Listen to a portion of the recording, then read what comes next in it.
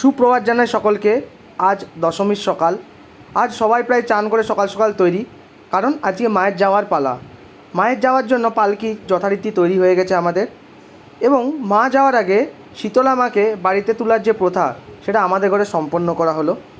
ছোটদা শীতলা মাকে নিয়ে ভিতরে ঢুকে গেল। এরপর হচ্ছে ছেলেদের অপরাজিতা বাঁধা।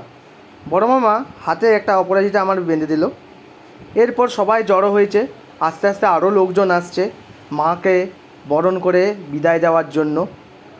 বিদায়ের সময় সকলের মধ্যে আনন্দ, সেটাও পালিত হচ্ছে নাচের মাধ্যমে।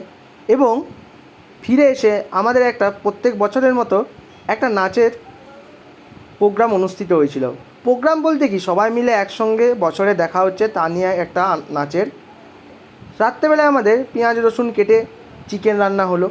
যে চিকেনের মশলাটা তৈরি করে তার মধ্যে চিকেনগুলোকে ঢেলে দিয়ে ভালো করে নাড়িয়ে চাড়িয়ে নেওয়া হলো। রাত্রে আমাদের হয়েছিল চিকেন আর রুটি। এই নিয়েই দশমী শেষ হয়ে গেল আমাদের।